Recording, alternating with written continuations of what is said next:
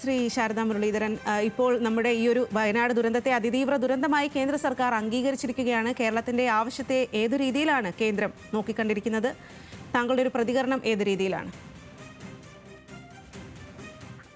വയനാടിനെ അതിതീവ്ര ദുരന്തമായി പ്രഖ്യാപിച്ചതിൽ സന്തോഷമുണ്ട്.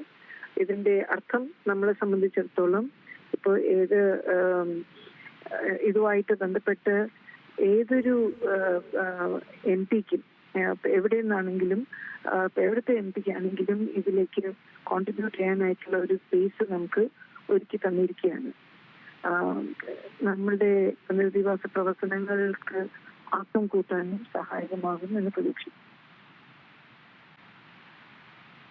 ഇനി നമുക്ക് ലഭിക്കാനുള്ള ധനസഹായം, അത്തരം കാര്യങ്ങളൊക്കെ എത്ര വേഗം കേരളത്തിന്, വയനാടിന് ലഭിക്കും? ഇനിയുള്ള നടപടികളൊക്കെ എത്രമാത്രം വേഗത്തിൽ നടപ്പിലാക്കാൻ സാധിക്കും?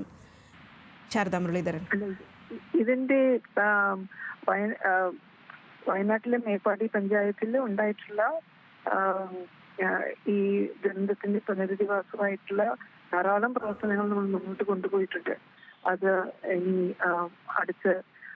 ഉടനടി തന്നെ ക്യാബിനറ്റിൽ തീരുമാനം ആകാൻ പോവുകയാണ്. സ്പോൺസർഷിപ്പ് ഫ്രെയിംവർക്കും ആയിട്ട് ബന്ധപ്പെട്ട് ഇതില് നമുക്ക് സ്പോൺസേഴ്സ് ആയിട്ട് വന്നിട്ടുള്ളവരുമായിട്ട് ബഹുമാനപ്പെട്ട മുഖ്യമന്ത്രി തലത്തിൽ തന്നെ യോഗങ്ങൾ വിളിച്ചു ചേർത്തിരിക്കുകയാണ്. അപ്പൊ അതിന്റെ ഈ തീരുമാനങ്ങളൊക്കെ വന്നു കഴിഞ്ഞാൽ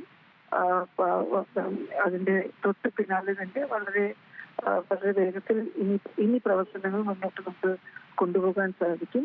കോടതിയിലെ തീരുമാനം കൂടി, ഉത്തരവും കൂടി വന്ന സാഹചര്യത്തിൽ ഇനി ആ ടൗൺഷിപ്പിന്റെ പ്രവർത്തനം മുന്നോട്ട് കൊണ്ടുപോകുന്നതിന് തടസ്സമില്ല. അതുകൊണ്ട് ഇപ്പൊ എല്ലാം ഒത്തു വരുന്ന ഒരു സന്ദർഭമായിട്ടാണ് കാണുന്നത്. ശാരദാ മുരളീധരൻ, ഈ പുനരധിവാസ പ്രവർത്തനങ്ങൾക്ക് ഈ ഒരു തീരുമാനം എത്ര കണ്ട് കൂടുതൽ ഫലപ്രദമായിരിക്കും? അത് എത്രമാത്രം ദ്രുതഗതിയിൽ ഇനി മുന്നോട്ട് കൊണ്ടുപോകാനായിട്ട് സാധിക്കും? വളരെ കോംപ്ലക്സ് ആയിട്ടുള്ള ഒരു പ്രോജക്റ്റ് പല